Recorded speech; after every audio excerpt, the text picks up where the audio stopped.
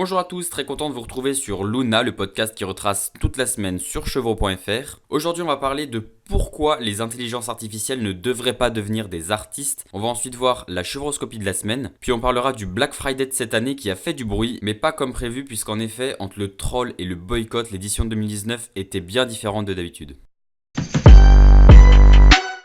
Aujourd'hui, je voudrais parler d'intelligence artificielle artiste, ou plutôt de pourquoi elles ne devraient pas devenir des artistes. En effet, on entend de plus en plus parler d'IA capables de peindre, d'écrire des poèmes et de composer des musiques. On peut imaginer qu'en se perfectionnant, elles deviennent de véritables aides à la création, et en poussant plus loin, on peut sans difficulté imaginer voir naître des intelligences artificielles artistes. Peut-être que dans un futur plus ou moins proche, toutes les musiques que nous entendrons sur Spotify seront produites par des IA. C'est en quelque sorte la continuité du robot qui remplace l'ouvrier. Et en soi, est-ce vraiment un problème? Peut-être que notre futur est dans une humanité complètement assistée par des IA qui se chargeraient de tout pour nous et que nous n'aurions plus rien à faire qu'à passer une vie paisible constituée essentiellement de rien, on l'a dit. Un livre qui pourrait l'illustrer est La machine à explorer le temps, un roman de Wells sorti en 1895 qui nous montre comment un homme de notre époque découvre un futur très lointain grâce à une machine de sa création. Il nous décrit une humanité qui ne travaille plus et ne fait plus rien de ses journées. Même si ensuite l'histoire dévie, cette description suffit à faire peur. Peur de la monotonie de cette vie. Car l'art, la passion, la création sont des moyens d'expression qui peuvent être vus comme une sorte de but de notre passage sur Terre. Sinon, quel est notre but? Quel est votre but? Si les IA deviennent artistes, il n'y aura plus d'artistes. Et finalement, ce qui nous plaît dans l'art, c'est peut-être le fait qu'on puisse en faire. Les intelligences artificielles me passionnent et en même temps me font peur. Une peur, pas comme on entend souvent une peur que les IA prennent le contrôle, mais plutôt une peur qu'un jour les IA nous aident trop, qu'elles résolvent tous nos problèmes et finalement qu'on s'ennuie sur Terre. Et ça arrivera sûrement, alors je pense que l'art doit rester, au moins, pour nous divertir.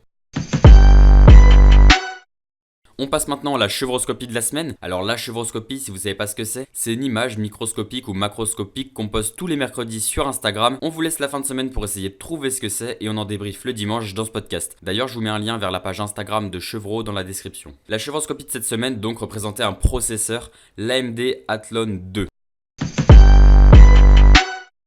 On passe à la dernière rubrique, la news de la semaine, ou plutôt en l'occurrence de la semaine dernière, puisqu'on parle du Black Friday 2019 qui a été très critiqué cette année. En effet, beaucoup d'associations et de membres du gouvernement ont dénoncé cette frénésie de consommation qui pose des problèmes environnementaux. Cette tradition américaine est en fait un reflet de notre surconsommation, et beaucoup ont appelé au boycott, allant même jusqu'à manifester devant des entrepôts Amazon. Dans le monde de l'open source, et donc du gratuit, des communautés se sont emparées du phénomène, comme LibreOffice FR qui annonce 10 000% de réduction sur leur suite bureautique, et Ubuntu qui annonce un téléchargement gratuit d'Ubuntu exclusivement ce vendredi.